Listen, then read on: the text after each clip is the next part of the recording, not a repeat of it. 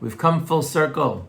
The epic story of Yaakov and Yosef and his brothers has finally drawn to a close. It began in Parshas Vayechi and finally comes to its conclusion. And Yaakov Avinu draws all of his sons close to give them brachos. Eventually they mourn together over the loss of their father and bury him in Eretz Yisrael.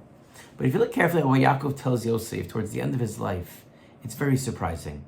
I'm going to die, and Hashem should be with you and eventually bring you back to Eretz Yisrael. Behold, I'm giving you Shechem Echad Al Achecha, an extra portion, a Shechem Echad. And the Mefarshim are troubled. What exactly is Yaakov saying that he's giving to Yosef? What is the word Shechem? Some understand that it literally means the place, the land of Shechem. But others understand, Rashi says it means a portion. The Bechorah had been transferred to Yosef. He's getting, in fact, a double portion. But there's something very troubling if you think about this scene. Listen to one more explanation of what Yaakov gave Yosef from the Medrash, and perhaps the point will become clearer. Rav Yehuda says that Yaakov gave Yosef Levusho Shel Adam Harishon, the coat of Adam. What? Don't you remember how the story all began?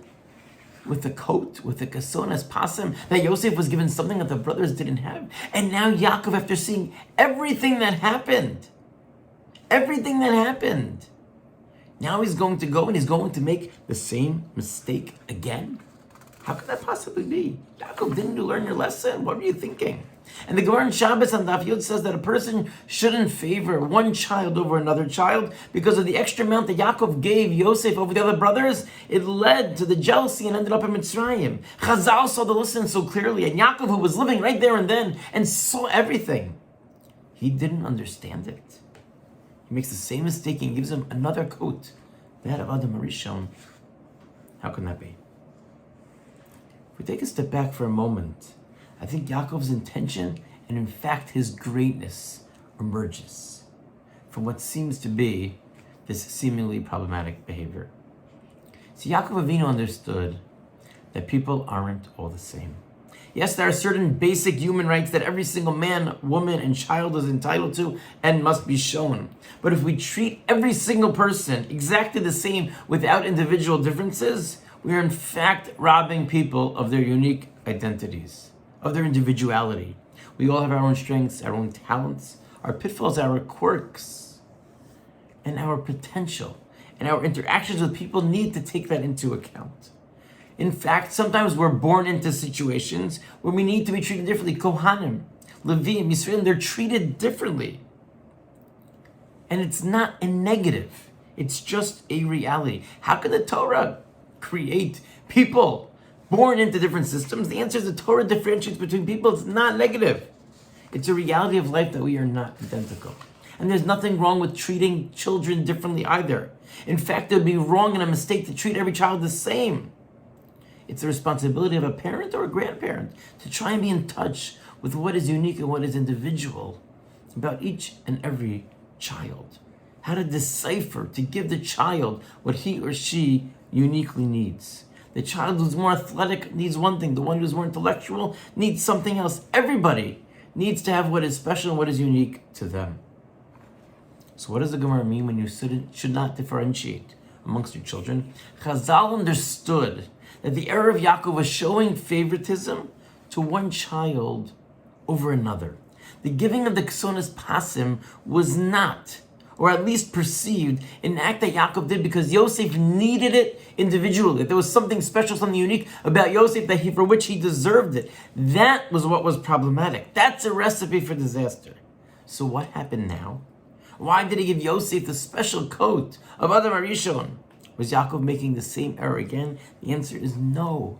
That now Yosef had shown his uniqueness. He found himself in a position of authority in a strange country, and he rose to the challenge and maintained his yadus.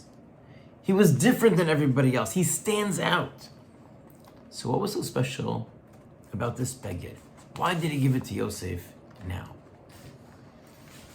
Perhaps the idea is that the beged of Adam Harishon was made out of the skin of the Nachash.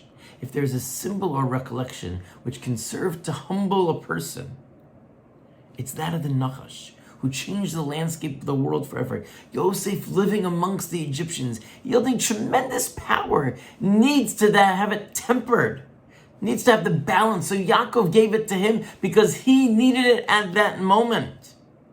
That was what Yaakov understood. So not only did Yaakov not make the same error, but in a very beautiful sense, the story comes back to the beginning, with Yaakov understanding the lesson that maybe he made a mistake. He wasn't clear that Yosef was given it the Ksonis Pasim because he needed it individually. But at the same time, everybody cannot be treated the same.